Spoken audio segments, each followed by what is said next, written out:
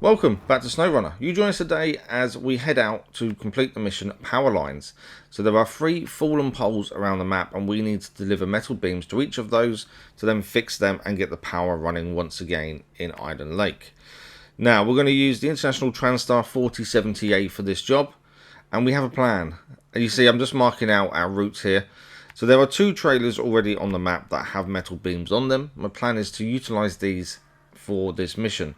So we have a trailer nearby to where we already are in the International Transtar that has 1 set of metal beams. We're going to drop those off, head to the log station, drop the trailer, then head further west, pick up another trailer with 2 lots of metal beams, complete one of the power lines that side, and then come back east to do the final one.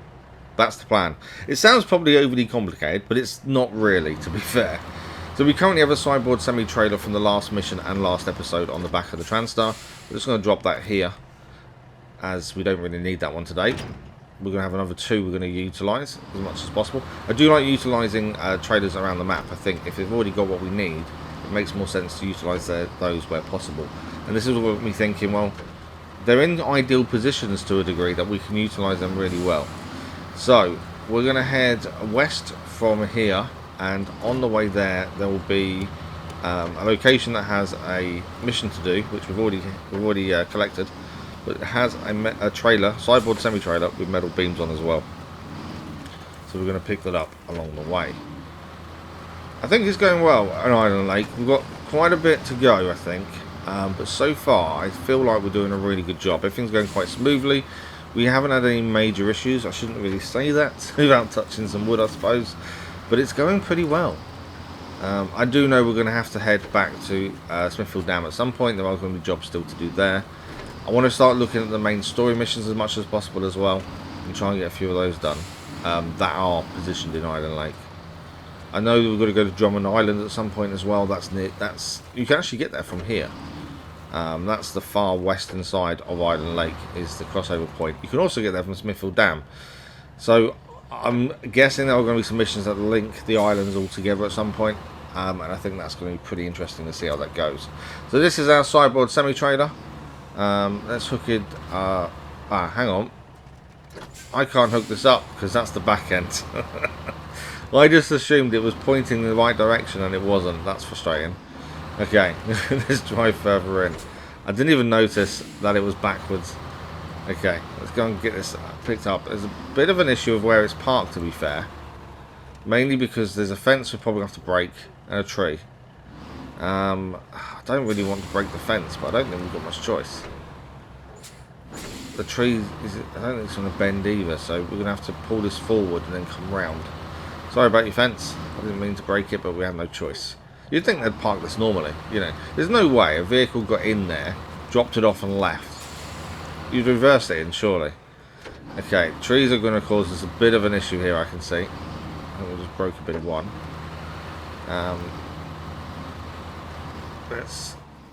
Okay.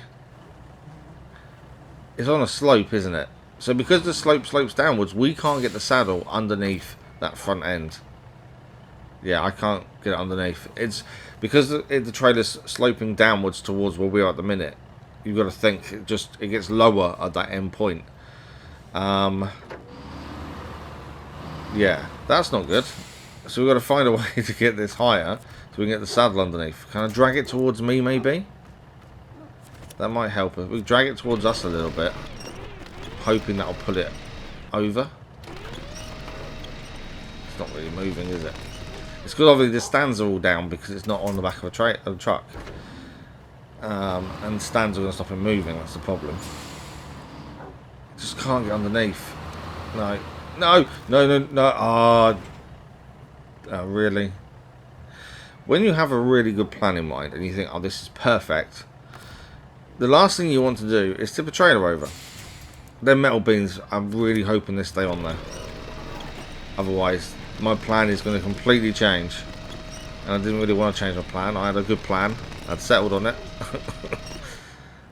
Okay. I suppose what we need to do is try and get this back upright, and I hope the beams stay on the trailer, I suppose, and see what happens. I don't want to just leave it. I think if there's a chance we can correct this, then brilliant. We've just got to destroy more of the hedge, more defense. Yeah. I thought this would be really simple. Drive past, pick it up, leave. It hasn't helped this point the wrong way. The trees in the way don't help either. And the fact that it's on a slope that we can't pick up. None of that's done us any good, but we can still fix this. I'm hoping. I just need the metal beams to still be on it when we pull it over. They are staying. The metal beams are staying. Wow, okay.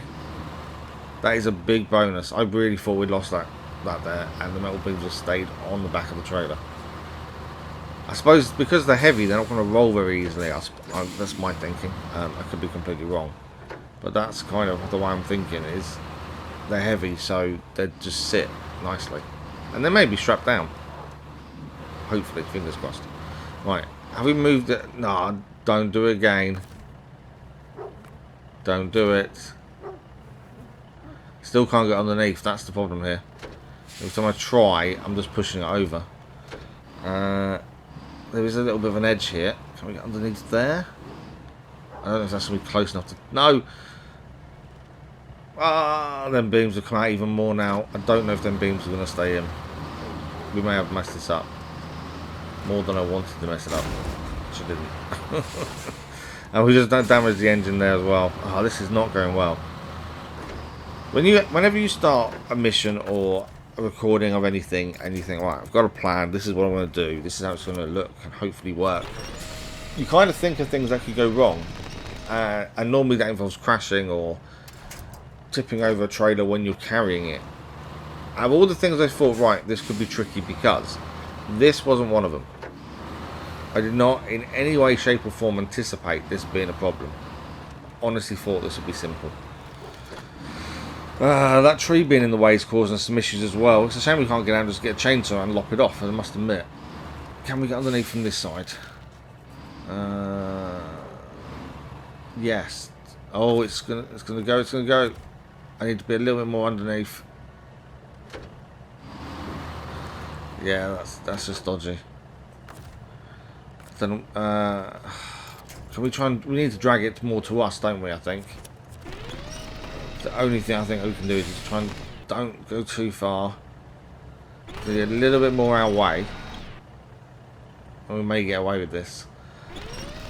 But yeah, I thought by now we'd be on the road, maybe got the first pole done. I didn't think we were still messing around with a trailer at this point. Come on. A bit more towards us. Just a little bit. Come on. It is moving ever so slightly, but it's not quick. I don't know if that's enough for us to get underneath. Probably not. Maybe. When we head on the angle, we can get underneath. That's the thing. Can we swing this round, maybe? Like I say, that tree is causing us a little bit of an issue. I should just knock on the door. Mind just cutting the tree down for us. Although a stump might be worse, to be fair. Okay. Are we low enough to get underneath? We are. I think we've done it. Yes! Ah, the relief. Right, we have the metal beams on. It's taken us longer than I expected just to get the first trailer, but it is on board and we can now get going. Just got to get round, turn this round here. So our first location we're heading to is the first drop-off point, which I think is Fallen Pole 2, I want to say. I could be wrong. We have come across the Fallen Poles before, but when we first came across them, they wouldn't give us any mission. There was normally you'd get a mission to collect or pop up. They would tell us what we needed to drop off, but they wouldn't give us the mission for it. So we kind of left it until we came across the mission here to actually get it done. And this is one of the main story missions as well. It's not a task or anything. It is one of the company missions, as they try and get Island Lake back working again with power and everything else. So, metal beams on board. We finally have the trailer on the back. We haven't got too far to go for the first drop off, to be fair. We're taking a right-hand turn here. Yeah, right-hand turn here. I should have put the marker further to the actual turn, but I wanted to... I didn't do it properly. Right, we're going right here. Obviously, you've got to be careful of the slope. Do not want to tip this over as we go down here. Steady as she goes. There we go. And now it's just a straight muddy run to the first drop-off point. stay straight. There's a little bit of a few corners here, but nothing major. This bit we've done a few times, gone back and forth along here. The only downside to this bit, other than the water, is it can get quite bouncy, which is where we've done the damage on the Fleet Star, to be fair. It's just some of the roads are really bouncy. For those that haven't seen us drive the Transtar before either, it has no diff lock or all-wheel drive, but the power it has compared to everything else is immense. It really is. So hopefully that will see us through. It has got off-road tyres on, as all our vehicles do now. I think that's just a standard. You get a new vehicle, you just put off-road tyres on it, or whatever the tyres you can do that are the best. It just makes sense to put it on immediately, really. Okay, so we haven't got too far to go. Just got to keep going along here. Just try and take it a little bit easy. I don't want to go too quickly. I don't want to mess things up. Enough issues with the trailer, so actually mess it up now and fall over and stuff. So we do want to try and keep it fairly simple and steady is the right word, I think. But yeah, the first one's just around the corner. A massive thank you to everyone that watched the last episode of SnowRunner. I hope you enjoyed it. If you didn't join us for the last episode, we actually finished off Lumber Mill Revival. We brought the Transtar and the Scout 800 across from Smithfield Dam, and then used the Transtar to finish off the job by collecting another trailer that we had in the back of the lumber mill that you saw at the start. That in itself had what we needed to finish Lumber Mill Revival already on the back of it. So we brought that across, used that, and got the lumber mill working once again. It was quite interesting to bring the Transtar and the Scout across in a convoy. We hadn't done that previously. That was a learning curve for us. Pretty tricky, or it was in the end, but the Scout 800 proved once again its resilience. Right, we're at the first marker, as I digress. Fallen pole number 2, I think that one is done. And our metal beams are delivered. So, we can pick metal beams up from this log station where we're heading now. But I think that's a waste. There is a trailer further west with 2 lots of metal beams on. So rather than pick them up from here, we're just going to drop the trailer here. Obviously the trailer is going to hopefully be useful later, whether it's metal beams or I think this does something else from here. I can't quite remember what else it gives us, to be fair. But we'll drop off the trailer and then go further west to pick up a different trailer that has 2 lots on. I did consider just picking up metal beams from here and taking them, but if there's a trailer with 2 lots and we're heading that way anyway from the fallen beams, it just makes sense to use that. So that is the plan. I just need to put this in a decent position, one that we can get into it easily, so it's not on a really bad slope that we can't get underneath it, and 2, out of the way in case we need to turn in circle and stuff. So yeah, that should be okay. So my plan is if we need something big from here, we can always use the trailer that's already there. So you can see now where we are. So we're going to head back on ourselves down the road we came into this log station via, and then we're going to take a right hand turn. I think that's an okay place. Let's get it turned around. Yeah, we're good. I don't think that's going to be in the way, hopefully. So a right hand turn is all the way around. We've got to do a 360 round the log station, to be fair. That mission there, that's the contest mission. What we're going to do with contest, I think, and this is only in my head at this point, is wait until we've done every mission there is on all 4 maps of Michigan, and then we'll start Black River contests. It may take a couple of episodes to get all the contests done. Depends how long the contests are, to be fair. But we'll hopefully get as many as we can into 1 episode and 2nd episode or whatever, and then we'll move on to the next map, which I think is Alaska. The game kind of took us there very early on. I think the 2nd episode or 3rd episode, the game told us to go to Alaska and fulfill a mission there. So we did. But it's not like we've not been there before, although we didn't see very much, to be fair. Right, we are getting a bit stuck with the Transtar, although, as I say, it doesn't have all-wheel drive and diff lock. Power generally takes it through. But there are times the mud is just that severe, you've just got to use your winch. And this has got medium power winch on it. I think that was standard, was the medium, to be fair on this. I don't think I added it, I think it was standard. So that's generally our get out of jail free card a lot of the time. And it seems to have worked again there. Okay. So a little bit of bumpy roads here. I thought they'd dry out a bit more, but it don't seem to have done. It seems to still be wet mud, in places at least.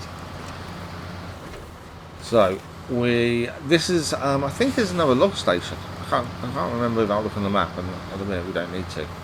But I think it's another log station or something similar where this trailer is. Yeah, the Transtar's struggling more than I thought it would. I don't know why. Oh, what did we just hit? Whatever that was hard. That was bad.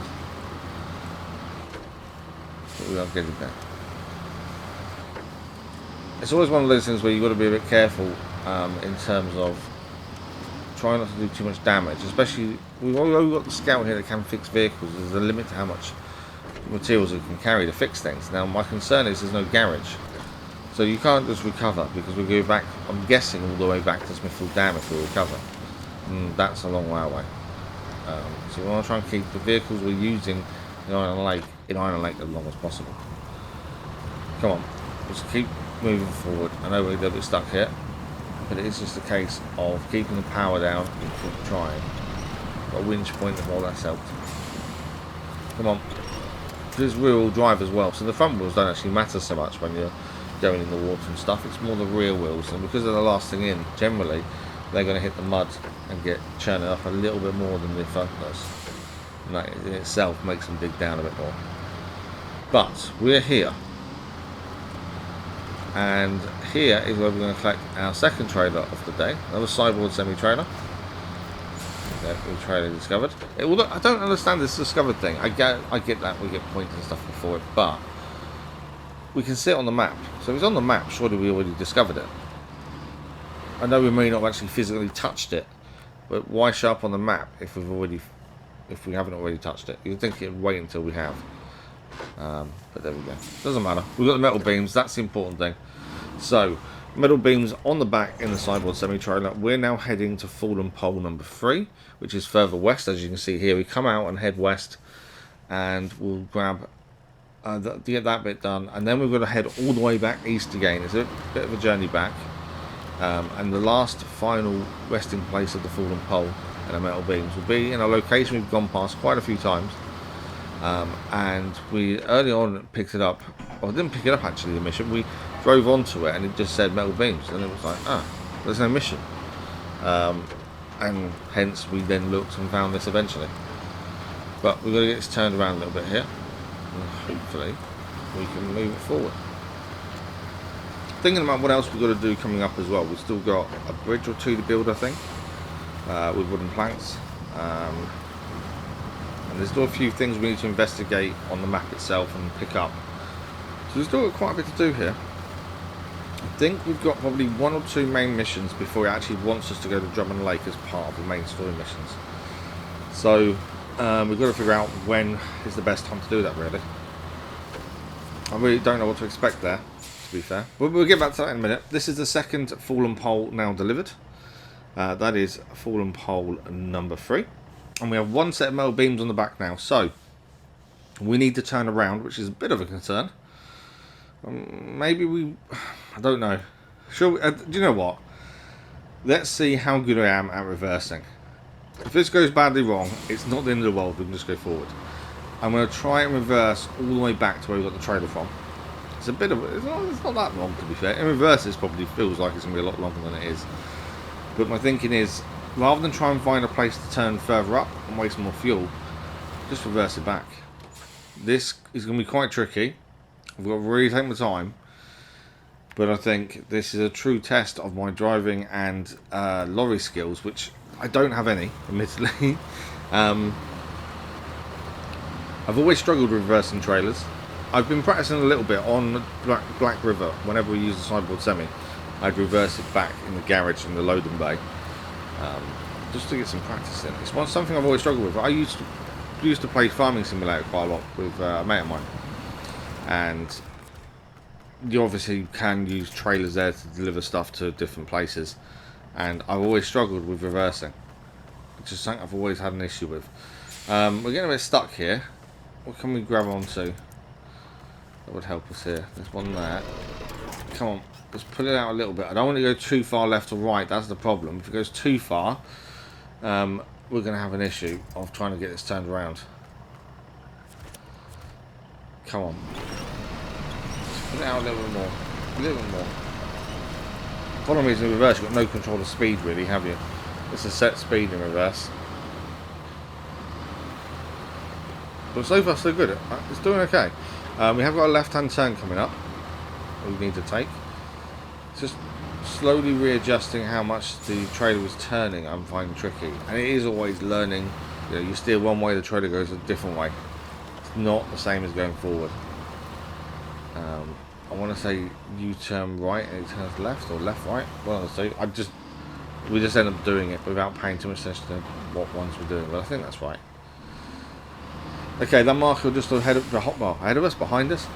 That is what I marked up as the location where we got this trailer from. So we are just about there. I think we've done pretty well reversing, to be honest. Final little bit. I'm pretty happy with that. That went really well. Yep, there we go, all sorted. Right, let's plan our route, shall we? So we need to leave via maps all turned around. Right, we're going to leave via that little road there, I think. And then obviously head east. I know the map's turned, so it doesn't seem like east anymore. But we're going to go all the way along that long road we came across before. Head towards this place where we picked. That's going past the place we picked the first trailer up. To the lumber mill, and then we come around this big old road that we got working a little while back, and then drop it off to fallen pole number 1. So we don't have much to do. It's all just a bit of driving, getting there, and time to get there, isn't it? More than anything else. There's not actually a massive amount left of this mission to do. But yeah, I'd also like to say a massive thank you to everyone who's shown support for me, and injuries playing up and drowsiness caused by medication and pain and lack of sleep and everything else. It's a frustrating time. There's one thing I've been thinking about for a while, and I'm thinking definitely of doing it. I've got to wait though, so I'm considering, and let me know in the comments what you think of this, but I'm considering doing a video when all the insurance stuff is dealt with, and just explain how, or what's happened in terms of the delays in treatment and all that, and why that's happened, because there is reasons for it. It's someone's fault. And then the future, really, because we don't really know if I'm ever going to return to work or not. If I don't, then this carries on a long time. If I can return to work, if we have the spinal implant and stuff, then I don't know what's happened to YouTube. It's something we've got to make a decision on, but we can't make a decision until we've had the surgery to see if that's successful, because there's a massive high chance it's not going to be successful. I didn't realise this, but actually for a nerve implant, they put a little thing in your spine that has electrodes that shocks your nerves. And that, for me, that would change the sensation of the foot. So in the foot with CRPS, chronic regional pain syndrome, and this implant will zap the nerves that go down to the foot and actually change the feeling, the sensation in the foot. Currently it's just painful and it's like walking on broken glass, but this will change it something different. They can't tell you what, because it reacts differently to different people, but there are several tests you have to pass first. One is a weight issue, and I've obviously put on quite a bit of weight since being medically retired, and even before that, since the accident. Mainly because I can't be physical enough to do enough to burn it off, even though we eat healthy and everything else. I just can't do enough physically to burn it off. That's the problem. The back doesn't allow for it. I think the back and the ankle are the worst combination of injuries you can have, just because it's so difficult to combine the two and actually get better from them. Right, we're getting stuck a little bit here. It's just the mud is a little bit deep. Obviously the weight of the metal beams is not helping. Lack of all-wheel drive isn't helping either. Right, but we're okay. We're just trundling along. Trying to avoid that water if possible. Oh, don't go into it properly. Don't go too far. Don't go too far. We're okay. We're okay. I'm always going to get stuck again. It's very wet around here, and that's always a concern. But it's not. You don't want to go too far off the track just to make a corner or to avoid water, because that could be even worse. Okay, we're still getting there. But yeah, as I was saying, I'm thinking about doing a video explaining, you know, the hassle, the frustration, and what we've had to go through just to get everything solved. This implant, though, as I say, will change sensation. It may not make it better. It could make it worse. In fact, we just don't know. But yeah, the criteria for like the tests and stuff is weight is one of them. They need to map out the nervous system in the affected area. Now, I didn't know this till I spoke to this specialist, and he was saying that the nervous system is fairly simple to map out in people. They put a dye in, I think, and the X-ray or CT, one of the two. But with the foot, the nerves go deeper, which makes it a lot harder to map out. And because of that, if they can't map them, I can't have it. And that's kind of our last throw of the dice. If we can't have that treatment, we are stuck.